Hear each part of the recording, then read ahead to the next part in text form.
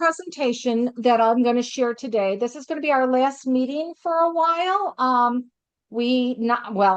Our last stakeholder meeting for a while. We have a lot of meetings and working sessions that we're working through over the summer, but we won't have an actual stakeholder update meeting like this until September. So I did prepare a presentation just to kind of wrap everything up that we've done so far.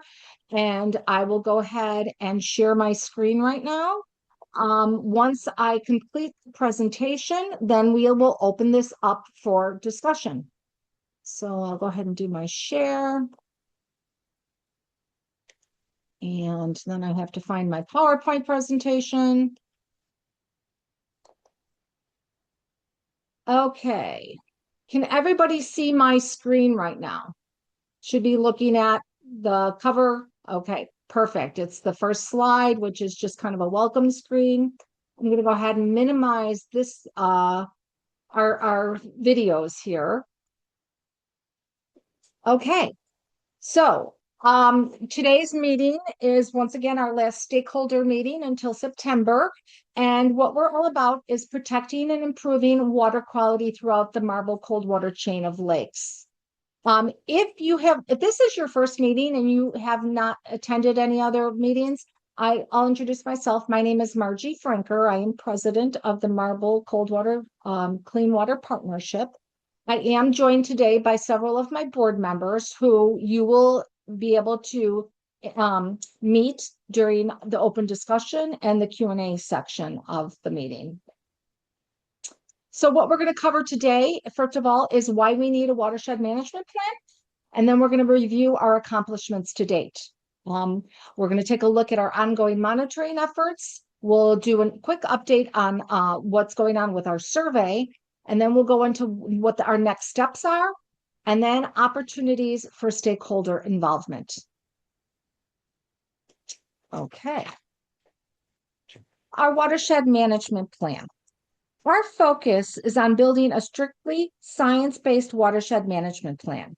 We aren't looking for temporary based aids. Our goal is long-term water quality protection. By fixing issues at the source, we are creating a plan that directly supports 5 key pillars for our community. First, ensuring clean, swimmable water. Then maintaining healthy fisheries, protecting and building strong property values, securing sustainable recreation for our families, and finally preserving the ecological balance of the entire chain. When we use science to protect our watershed, we protect our community's future. Historical biannual monitoring data by progressive companies indicates that the chain has been trending toward a eutrophic condition, meaning higher nutrient levels, increased risk of algae growth, reduced water clarity over time. The Trophic State Index, or TSI, is a numerical scale used to classify a lake's biological productivity, essentially how much algae and plant growth the lake can support. So looking at the chart, the green area indicates a higher TSI value, meaning more algae and muckier water, while the blue area represents lower TSI, which means few nutrients, less algae, and clearer water. As you can see, several of our lakes are approaching dangerously high nutrient overload scores. Wright Lake, for example, also known as Mud, is already sitting close to 60. To put that into perspective, once a lake hits a score of 70, it officially enters a severely degraded state. At that point, swimming is no longer recommended, and the water becomes completely unusable for recreation. We need to act before we reach that tipping point.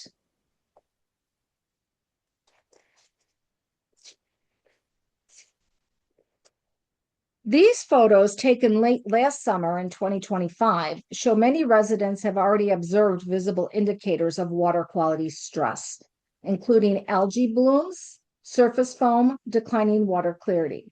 Photos documenting these events help demonstrate that the concerns being discussed are not theoretical. They are already visible in the lake system. More from 2025. And I also want to note here that water testing was not conducted during these events due to limited resources and funding.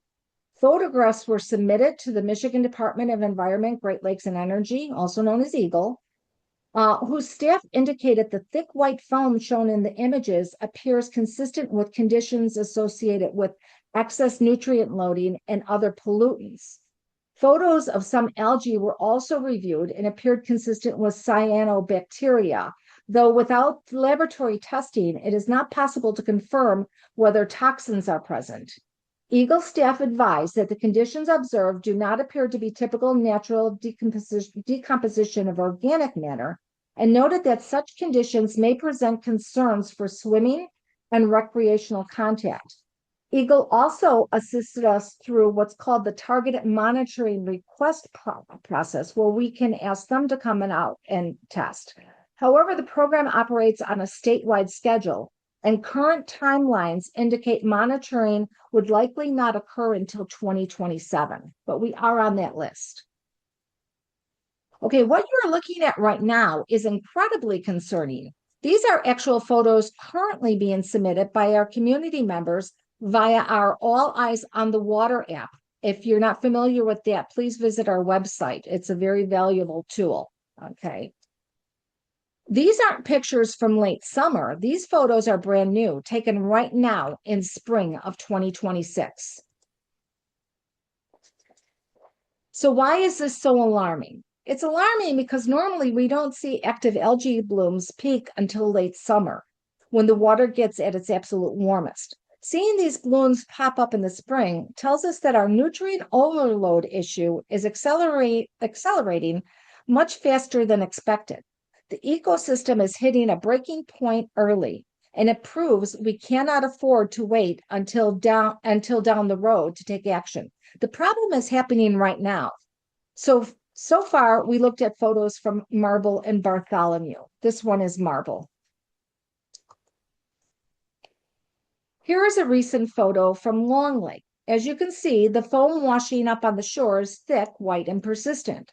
This is a major red flag because it looks completely different from typical tan-colored organic foam you would see when normal plants decompose. Foam like this often is a visible indicator of severe nutrient overloading, a chemical runoff, or other man-made pollutants entering our water system.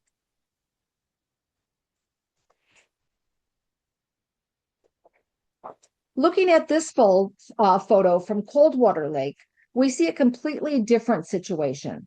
What's washing up on the shore here is just typical natural organic foam. But the resident who took this wasn't concerned about the foam. His concern is the dark brown water. The truth is, brown discoloration like this can be caused by a couple of very different things. It could just be natural tannins leaching out of nearby wetlands, which stain the water much like a tea bag, but it's perfectly healthy. Or it could be a sign of a real problem, like heavy soil erosion, artificial runoff, or stirred up sediment. But here is the reality. Our current volunteer monitoring program isn't designed to answer these specific questions. To find out what is actually causing this, we need advanced studies and specialized testing, specifically for E. coli and total suspended solids.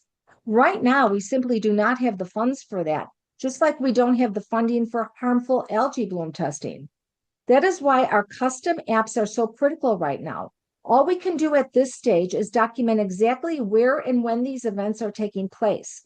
By building this digital paper trail, we ensure that the moment we secure necessary funding, we know exactly where to deploy our resources and run the advanced testing required to get real answers. Here is another algae bloom on yet another shoreline in Marble. Once again, these are all from spring of this year. Finally, let's look at this photograph taken at the mouth of Fisher Creek as it empties directly into Marble Lake right after a heavy spring rain. What you are looking at is tons of thick mud and sediment washing straight into our lake water. Plumes of mud like this are incredibly damaging. They completely choke out fish spawning habitats, destroy water clarity, and act as a massive delivery system of phosphorus, which fuels toxic algae blooms.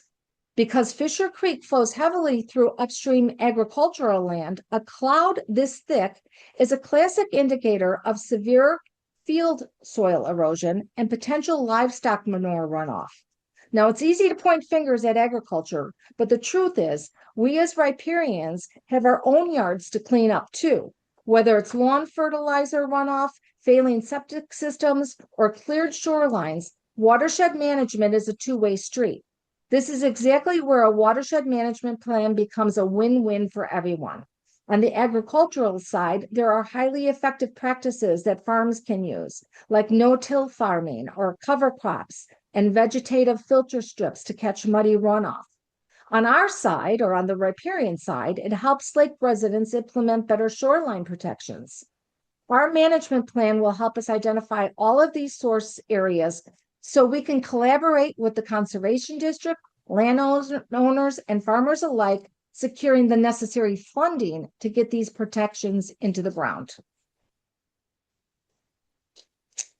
Research from the Ohio State University, along with numerous other studies, show that visible water quality problems can significantly reduce property values. When a lake transitions from clear and healthy to nutrient impaired and susceptible to harmful algae blooms, this economic consequence are both immediate and measurable. Homes located within 1/3 of a mile of algae impacted lakes experience property values declines of 11 to 17%. Lakefront properties saw even greater losses, with values dropping by more than 22%. Property values began to decline as soon as water quality issues became visible or public health advisories were issued. Around just 2 Ohio lakes, residents lost an estimated $152 million in property value over a 6-year period. Furthermore, the impact of declining water quality extends far beyond lakefront property owners, because waterfront properties represent a significant portion of the county's tax base. Reductions in their value can weaken local tax revenues and shift a greater share of the tax burden onto other property owners throughout the county. Protecting water quality is not only an environmental priority, it's an economic necessity for the entire community. We cannot solve water quality issues in one lake without addressing the entire watershed.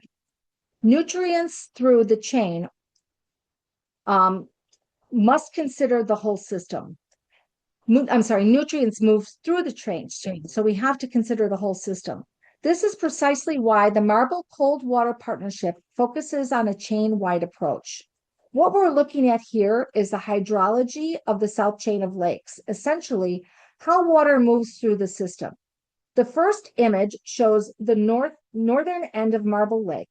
Notice that the water flows northward from Marble Lake and eventually exits the chain through the Sauk River. Okay, that's what these arrows are indicating.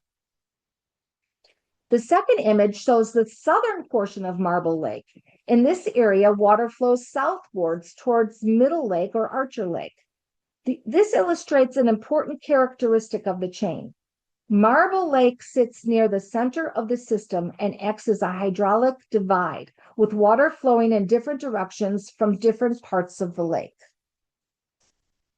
The remaining lakes in the chain flow southward, eventually reaching Coldwater Lake, where water exits the system through the Coldwater River.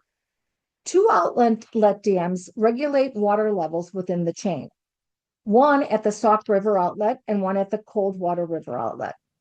While dam operations can affect lake levels and flow rates, the overall movement of the water through the chain is primarily determined by the natural elevation and hydrology of the watershed.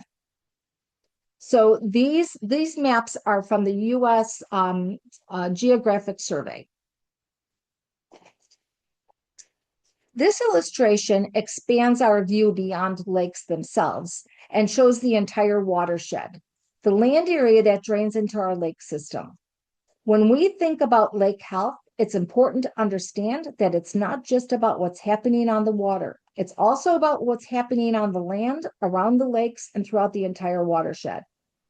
Everything that falls on the land eventually goes somewhere. Rainwater carries soil, nutrients, and pollutants into ditches, storm drains, streams, and ultimately into our lakes. There are many potential sources of pollution. Soil erosion, agricultural runoff, manure, and fertilizers all contribute nutrients to the system. But it's not just farms. Think about the hundreds of manicured lawns along our shorelines. Many properties have grass extending right to the water's edge with little or no natural buffer to filter sediments and nutrients before they enter the lake. Septic systems can also contribute to water quality issues. Failing systems can introduce bacteria such as E. coli, while even properly functioning conventional septic systems are not designed to remove significant amounts of nutrients like phosphorus and nitrogen. Those nutrients can eventually find their way into our groundwater and lakes. And one of these sources alone may not create a significant problem. The challenge is that they all add up. Over time, the cumulative impact can overload the system with nutrients.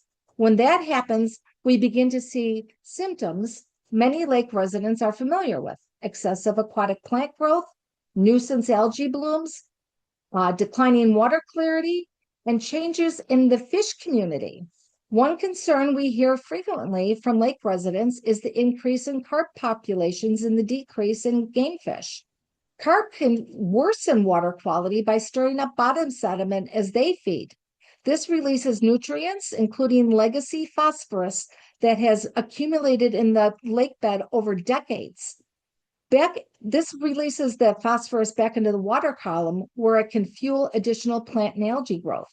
At this point, it's not entirely clear whether increasing carp populations are a cause of these water quality problems or a result, or most likely both. What we do know is they can accelerate the cycle once it begins. As sediment and organic matter continue to accumulate, valuable fish spawning habitat can be lost. Clean gravel beds become covered with silt and muck. Fish eggs receive less oxygen, and recruitment of desirable game fish can decline. The key takeaway is that lake health is influenced by countless small actions occurring throughout the watershed. No single source is responsible for the challenges we face today, and no single solution will fix them. Protecting and restoring our lakes requires a watershed-wide approach that reduces nutrient inputs, improves shoreline practices, and addresses problems before they reach the water. At this stage, we don't yet know which actions will provide the greatest improvement in water quality. That's exactly why we are developing a watershed management plan. This plan will help us identify the most significant sources of pollution, quantify their impacts, and prioritize projects based on where we can achieve the greatest benefit for the lakes. Rather than relying on assumptions, the watershed management plan will provide the data and science needed to guide investments, focus resources, and ensure that future restoration efforts deliver measurable results. But no current watershed management plan exists today. And without a watershed management plan, we cannot apply for any improvement implementation grants. We've been working hard behind the scenes, and I want to share a few major wins. Forming a recognized Michigan nonprofit means doing a lot more than just filling out a few state forms. Truly establishing an organization requires building a rock-solid corporate foundation. To get us fully operational, we have successfully established our formal board of directors, secured our corporate banking, and set up our liability insurance coverage. We also drafted and finalized all of our key and legal operational framework, including our official articles of incorporation, our bylaws, conflict of interest policies, and procurement policies. On top of that legal framework, we have organized and formed our core working committees and have officially drafted charters for each of those teams so everyone has a clear goals moving forward. Beyond our internal structure, we've made incredible strides out in the community. First, we have successfully established formal partnerships with our local lake associations, municipal governments, and state conservation programs.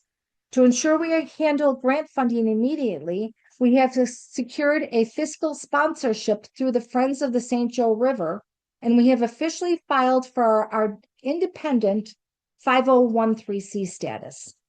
On the technology front, we launched our All Eyes on the Water program, which features our new mobile innovation.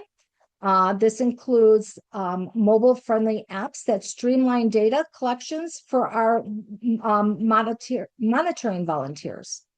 Finally, we've built our entire public communication network. We created our website, Facebook page, and physical outreach materials, which we are actively using to educate lake residents on best practices through webinars, social media campaigns, and direct door-to-door canvassing. These metrics represent our measurable achievement in the community engagement so far, and they show that our momentum is real. First, we have already received over 140 completed survey responses. This is a great start, but our ultimate goal is 400 or more to ensure we have undeniable baseline or community data for the state. Next, we have 7 lakes actively participating in this watershed initiative. That includes First, Marble, Archer, Bartholomew, Wright, Long, and Coldwater Lake. I'm incredibly proud to say we have already recruited 39 dedicated volunteers who are serving as board members, committee members, and our field teams for monitoring outreach. We also have over 28 steering committee or advisory members. These are folks explicitly representing their specific community sectors to help us structurally form the watershed management plan. On the public side, we have 7 outreach events lined up. We've already attended 2 of them, and we have 5 more scheduled over the summer to keep spreading the word. Finally, let's talk about funding. We have raised $5,700 to date, but this is exactly where we need your help. The total cost to build this plan is around $180,000. While we are aggressively pursuing grants to cover the bulk of that, those funds are extremely competitive and not guaranteed. We also need to raise at least $50,000 as a local cash match to unlock those state grants. We are on the right track, but we need the financial backing of our Lake Association's Improvement Board and community donors to cross that finish line. To show our team is structured, let's take a look at our organizational chart. At the very top, driving our legal and corporate governance, is our board of directors. Directly underneath the board is our steering committee, which acts as our broader leadership hub, representing all the different sectors across the watershed. Reporting alongside them are our 3 specialized internal teams: the finance committee, the monitoring committee, and the outreach committee. Now, our monitoring and outreach teams actually serve a dual purpose. On this chart, you'll see they bridge directly over as subcommittees to our 2 local lake associations, Coldwater Lake Association and the Marble Chain Improvement Association. This shared structure is incredibly important. It is these 2 associations that provide the vital financial backing for the MyCore Cooperative Lakes Management Program. By linking our monitoring and outreach directly to them, we ensure our volunteer field data seamlessly supports both our overreaching watershed plan and our individual lake association programs. As of right now, we received over 140 responses to our survey, and I want to say a sincere thank you to everyone who has already taken the time to participate. To understand why we are pushing this so hard, we have to look at the purpose behind it. This survey is a primary tool to identify community concerns, prioritize our watershed issues, and directly support our state grant applications by providing local engagement. Ultimately, these responses will guide the final recommendations inside our watershed management plan, ensuring your voices are actually reflected in the strategy. Our survey is still actively in progress, and the final deadline to submit is July 31st. Once the data is locked in, we will be analyzing the feedback and sharing the results with our steering committee on August 12th. And that will present, and then we will present the full findings publicly at our next big stakeholder meeting on September 3rd.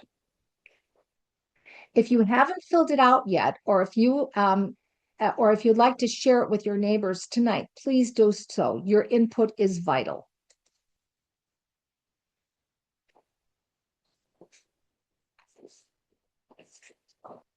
Next, let's take a look at our scientific monitoring program, which is officially underway.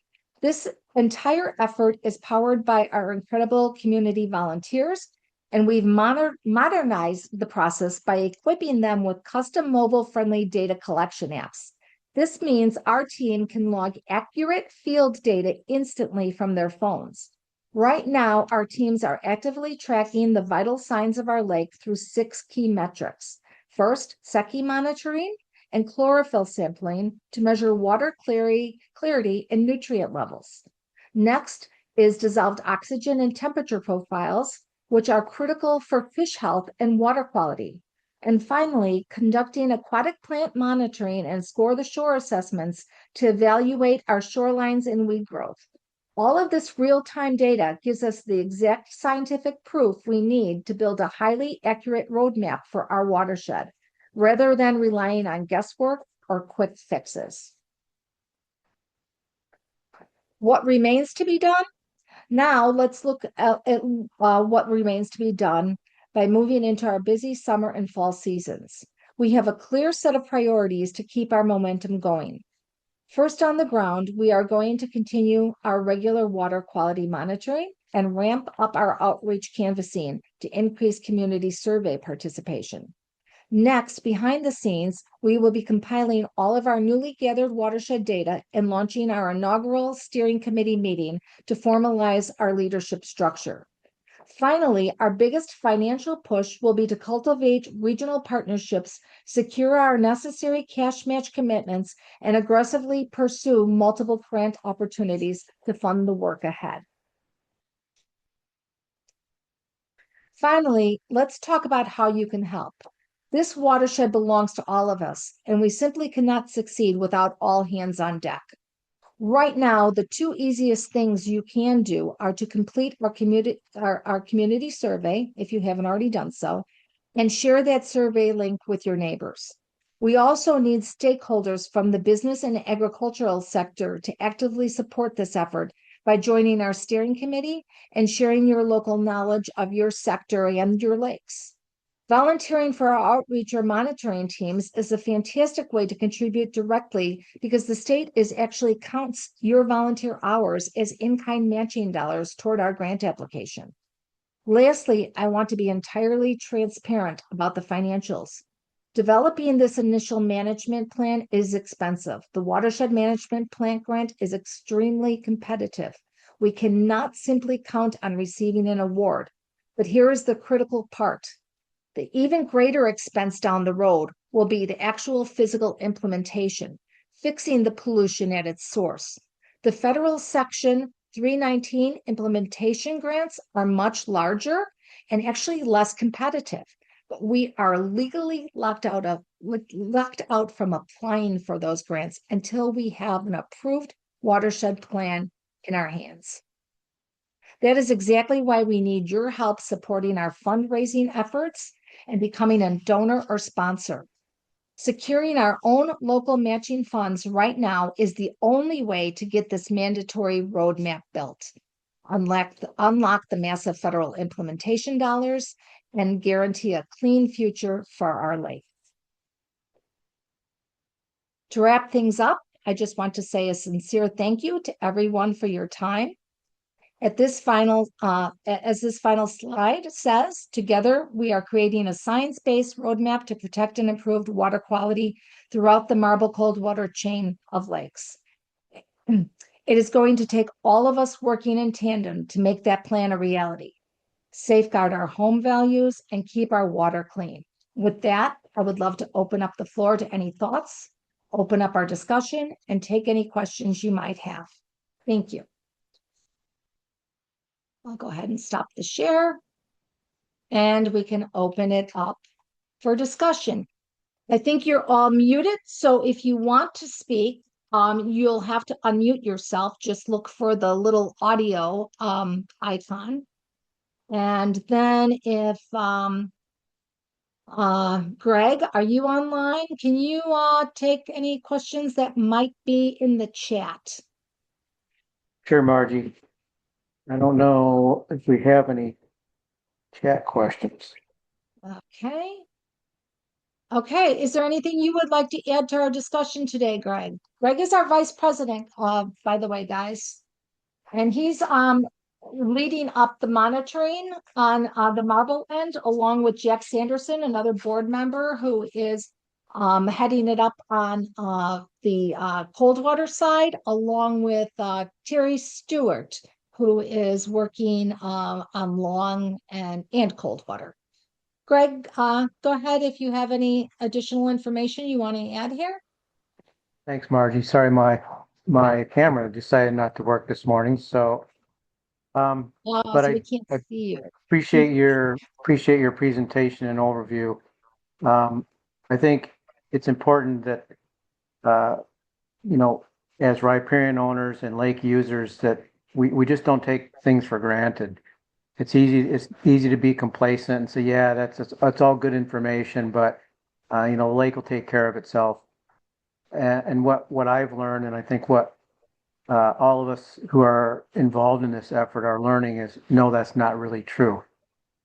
We've gained experience in learning from other organizations, lake associations, uh, consulting professionals, Eagle, and a host of other people that just simply is not true.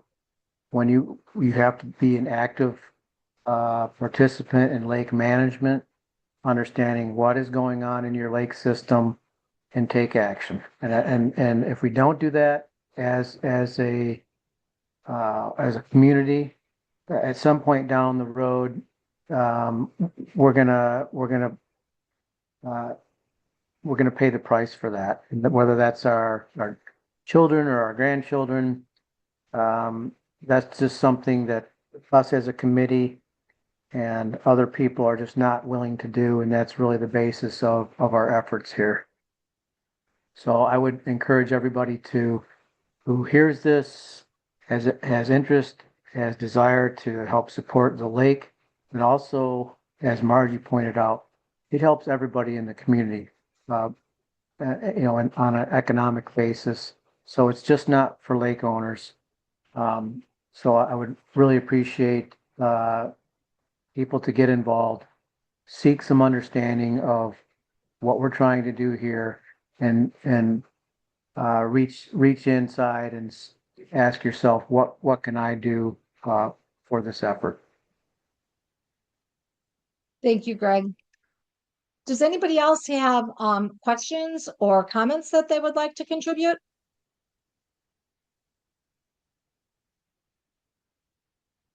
Hey Margie, it looks like Kathy Merrill was saying that her microphone isn't working, but that she would like to schedule someone from the MCCWP to speak at their Rotary Club in Coldwater. Oh, wonderful. Okay. And actually, Sarah Roper has reached out to me with the same request. I think they said that they had dates in July that they were looking at. And Kirsten, that would be you and Linda and I would need to get together and see if we can take one of those dates and um ask is it Kathy? I think they're looking for somebody in person rather than Zoom. Is that correct? Can Kathy respond via chat? She hasn't, but that's my interpretation of her message was that she would like someone to come and speak. Yes, she said that they can also do Zoom if necessary. Yes. Okay, if necessary. So we will look at our schedules and make that happen. And ask, and is July still a good month for them? I think there was one date that wasn't. I think they also meet on Thursdays. So if there's, I think Sarah gave me a list, or their availability. So I will get back to them on that. So Okay. thank you so much, Kathy. Anybody else? Well, guys, we're getting so good at these wrapping these meetings up in a timely manner. I once again want to thank everybody for participating today. This meeting is being recorded, so I will get a copy out on the website. Once we have that out there, please share this information with your neighbors and ask them to take a look at this. This is a short meeting, so it shouldn't take too long for them to go through the material. And we shared quite a bit of the material today, so I think it would be a good meeting for people to watch. So once again, thank you so much for your interest and for your participation. If you haven't taken that survey yet, please go to marble-coldwater.org and click on our survey page and take that. You know what? Let me also put my email address in the chat. It's margiefranker@gmail.com. margiefranker@gmail.com. If anybody is interested in participating further, once again, we're not going to be meeting as a stakeholder meeting until September. But if you're interested in being involved in these working sessions throughout the summer, please email me and we'll be happy to get you more involved. Thank you so much. Okay, have a good day, everybody. Thanks, Margie. Thanks, Greg. Thanks, Kirsten. Bye, everybody.